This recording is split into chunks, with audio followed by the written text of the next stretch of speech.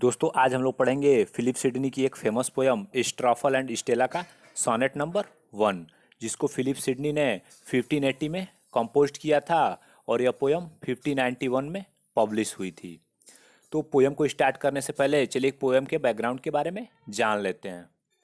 जो ये स्ट्रॉफल वर्ड है इन्होंने फिलिप सिडनी ने खुद के लिए यूज किया है, और जो स्टेला वर्ड है उन्होंने अपनी बिलेवेड लेडी पेनेलोप के लिए किया है। तो फर्स्ट सोनेट में उन्होंने ये बताया है अबाउट में कि उनके पोयम लिखने का मकसद क्या था, आखिर उन्होंने ये पोयम क्यों लिखा, और ये भी बताया है लिखने में क्या क्या समस्याएं आई। तो चलिए बिना समय गवाए आज की वीडियो को स्टार्ट करते हैं। Loving in truth and fain in verse my love to show. Fain माने मग्न होकर प्रसन्नतापूर्वक, वर्स मीन्स कविता।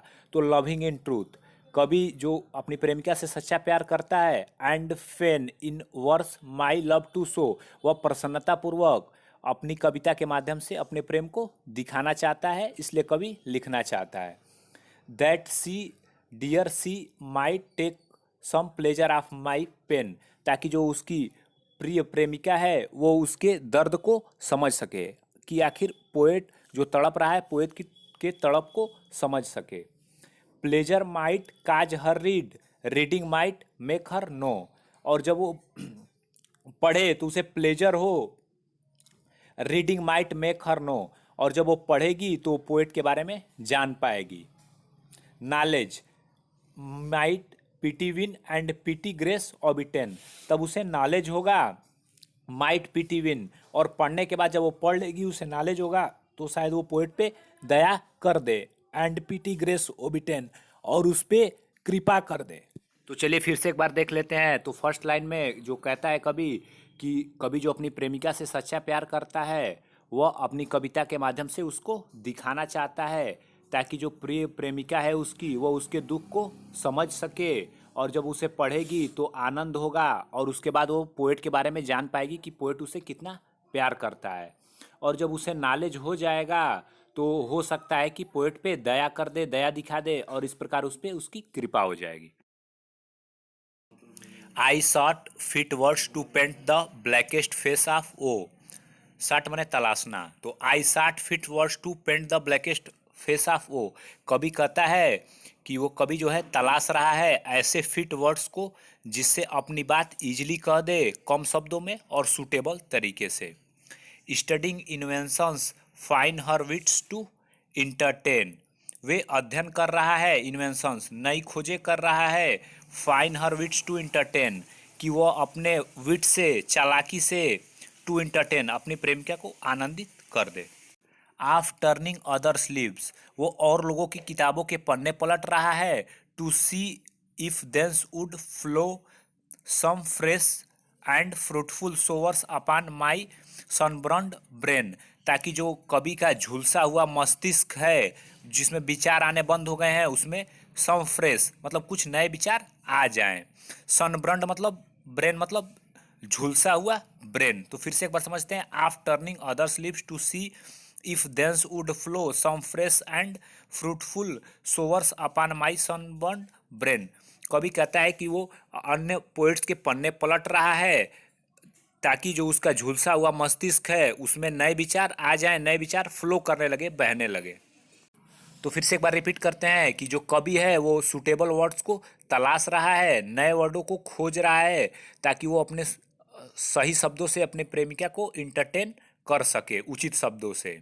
और फिर वो इसके लिए क्या क्या कर रहा है, अन्य कवि जो हैं उनकी किताबों को पलट रहा है ताकि उसके माइंड में नए विचार आ जाएं।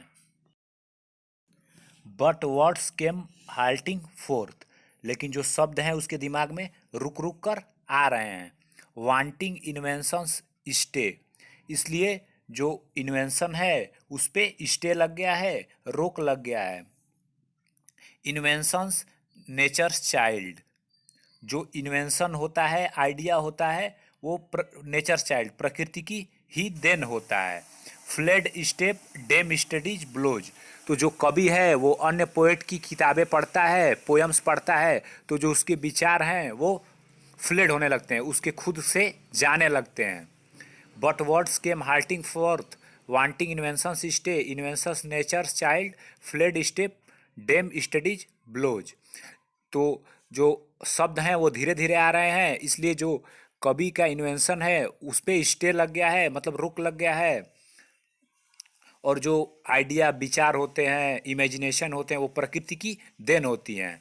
तो जब हम खुद दूसरे के विचारों के बारे में सोचने लगते हैं तो हमारे खुद के कम होने लगते हैं।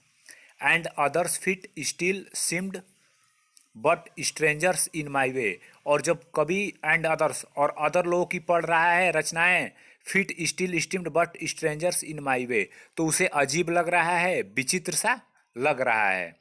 ये इस प्रकार लग रहा है जैसे 10 great with child to speak. जैसे एक छोटा बच्चा होता है, सब कुछ जानता है लेकिन वो कह नहीं पाता है। And helpless is my throws, कहने में असहाय होता है। ठीक उसी प्रकार कवि को भी दूसरों की रचनाएं पढ़ रहा है तो उसे असहाय प्रतीत हो रहा है, मतलब बेटर फील नहीं कर रहा है।